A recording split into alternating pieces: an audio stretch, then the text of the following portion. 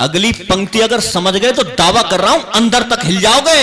अरे समझाता हूं दिल्ली वालों, रक्त के बदले रक्त शत्रु का हमें बहाना ही होगा, आतंकवादियों के घर में आतंक मचाना ही।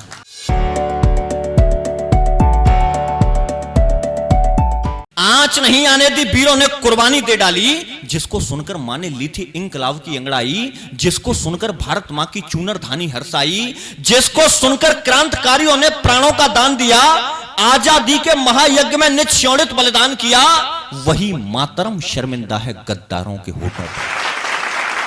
अगली पंक्ति अगर समझ गए तो दावा कर रहा हूं अंदर तक हिल जाओगे।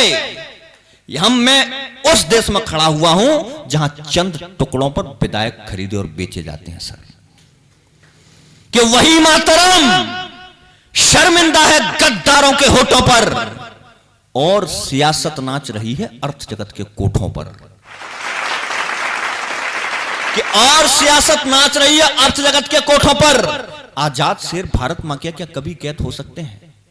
कि आजाद शेर भारत मां के क्या कभी कैद हो सकते हैं? अरे छोटे मोटे लेख कभी क्या शिलालेख हो सकते हैं? वो और समय था जब भारत प्रतंत्र दिखाई देता था, वो और समय था जब अंग्रेजी मंत्र सुनाई देता था, वो और समय था जब अपने ही घर में बंदी रहते थे, वो और समय था जब नारों के बदले कोड़े सहते थे, वो और समय था जब पृथ्वी ने जीत हार पहनाया था, मोहम्मद गौरी को 17 बार माफ किया था सर, कि वो और समय था जब पृथ्वी ने जीत हार पहनाया था, वो और समय था जब हमने मृत्यु का कर्ज चुकाया था। वाह वाह वाह।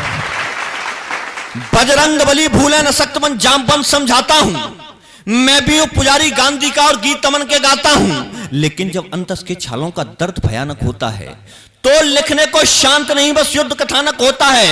अरे राष्ट्र सुरक्षित कभी ना होते बातचीत के न्योतों से, नहीं सुलझते हैं सब मुद्दे शांति और समझौतों से, रक्त के बदले रक्त शत्रु का हमें बहाना ही होगा, आतंकवादियों के घर में आतंक मचाना ही।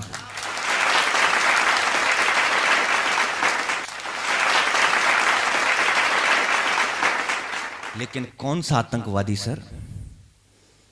देश के सर्वोच्च सिंहासन पर बैठे हुए एक सर्वोच्च आदमी से एक पत्रकार ने कहा कि सर ये चाइना रोज अंदर आ जाता है, सर ये पाकिस्तान रोज अंदर आ जाता है, ऐसा क्यों?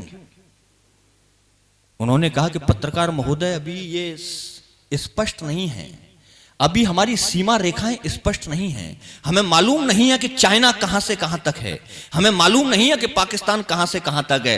माफ कीजिएगा सर, आपको इस उम्मीद के साथ हमने सिंहासन पर नहीं भेजा था कि सिंहासन पर बैठने के बाद आप कायरता की भाषा बोलें। सीमा नहीं खिंचा करती है कागज बिछी लकीरों से, ये घटती बढ़ती रहती हैं वीरों की शमशीरों से। नहीं खिंचा करती हैं कागज बिछी लकीरों से, ये घटती बढ़ती रहती हैं वीरों की शमशीरों से। आतंकवादियों के घर में आतंक मचाना ही होगा। अरे समझाता हूं दिल्ली वालों, अब तो खुल के युद्ध, समझाता हूं दिल्ली वालों, अब तो खुद को क्रुद्ध करो और शांत राग का छोड़ के गायन शस्त्र उठाकर युद्ध करो।